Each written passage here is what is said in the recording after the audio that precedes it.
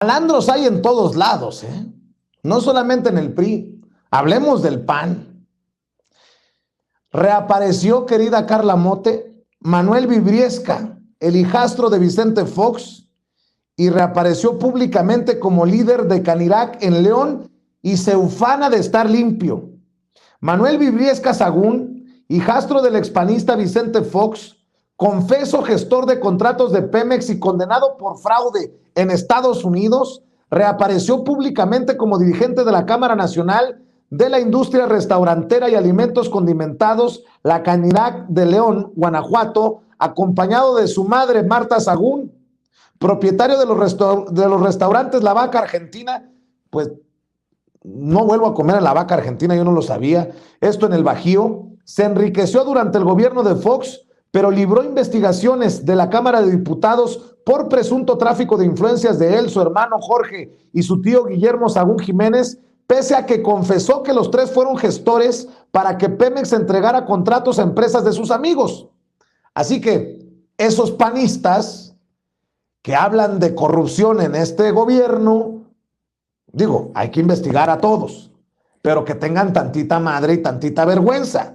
El gobierno del entonces panista Felipe Calderón, mire, todos los caminos nos llevan a Felipe Calderón, tampoco investigó las evidencias de tráfico de influencias de la familia Sagún y Fox, pero donde Vibriesca Sagún no libró a la justicia fue en Estados Unidos, donde fue sentenciado a 3 años de libertad condicional y al pago de $75,000 por encontrarlo culpable del delito de fraude. Ahora reaparece, dicen en la revista Sin embargo MX, como presidente de la Canirac en León y se ufanó de que nunca le fueron comprobados los delitos en México. Y cito, uno debe vivir el presente y ser mejor cada día. Yo vivo en un día a día mejor y trato de ser una mejor persona. Toda esa fama que se me hizo y no se pudo comprobar nada de eso, revertirla a través de buenos hechos. Ya me conocerán. No, así estamos bien, mi querida Carla. Yo, no, mucho gusto, así de lejecitos. Estos son unos cinicazos. Es un cinismo rampante, en verdad. Yo no entiendo cómo se atreven a aparecer en la escena pública, bueno, en este caso como con un nombramiento que viene de una institución empresarial privada, pero que aún así, lo sabemos, han sido los mecanismos de los grupos empresariales ligados al Partido Acción Nacional que han orquestado fraudes, en este caso desvíos de recursos que si bien pues en México no fueron avalados por la impunidad de tanto el gobierno de Felipe Calderón como el de Enrique Peña Nieto, sí tuvo alguna acusación comprobada en Estados Unidos, en donde fue incluso sentenciado a 3 años de libertad condicional y a un pago de $75,000. Entonces, no es una persona que pueda preciarse de tener un currículum limpio.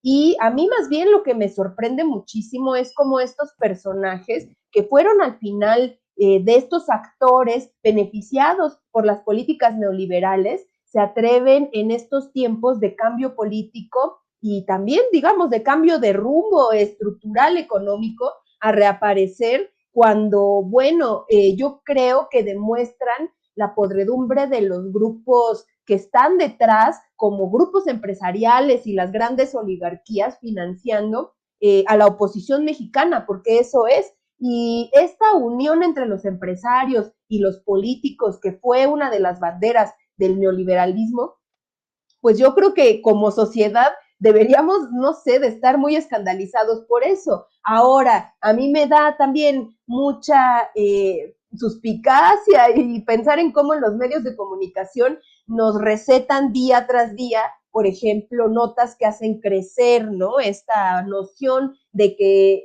el gobierno de Andrés Manuel López Obrador tienen una situación en su familia, que en particular en su hijo con el tema de la casa gris, de conflictos de interés, cuando, bueno, pues veamos la historia de estos grupos, que no únicamente lo hicieron estos desvíos económicos, estas creación y participación en empresas que hicieron un desfalco al erario, sino que lo hicieron de manera totalmente impune y que incluso después de, pues, no mucho tiempo se atreven a seguir apareciendo en la escena política y también que a los propios empresarios, digamos, se descubran de esa forma. Yo no sé cuáles sean sus estrategias. Yo creo que estos grupos empresariales, como al que pues fue nombrado Vibriesca recientemente, le están apostando pues a inyectarle toda la lana posible para volver en el 2024. Ahora, con un panorama como el que platicamos, con la franca decadencia del PRI y con la, con estos impresentables dentro de las filas, ¿no? De grupos que tienen todavía presencia política, con grupos como el PAN, que sabemos que es un grupo ligado a grupos empresariales desde su origen, desde que se fundó en 1939, ¿con qué cara, no? Nos van a plantar a un candidato o candidata para el 2024. Y bueno, yo incluso pensaría, tan vacíos de liderazgos están que yo hasta la fecha pues no puedo llegar a pensar en a quién nos van a candidatear para esa época, para el 2024, porque pues no se le ve a nadie pinta de tener suficiente liderazgo, ni suficiente aceptación, ni absolutamente nada. Y con este tipo de cosas, pues mucho menos. Son tan descarados que como ya andan candidateando a Lili Telles, a Cabeza de Vaca por ahí, Martita Sagún dice, aquí estoy. Bueno, en fin, déjame saludar, mi querida Carla Mote, a nuestra amiga Alina Duarte, nuestra corresponsal Alina Duarte, que se suma a esta mesa de diálogo. Mi querida Alina, ¿cómo estás? Te saludo con mucho gusto. Muy bien, buenas noches, Vicente, a ti, a Carla, como siempre, un gusto estar aquí en Sin Censura. A ver, les voy a proponer un tema que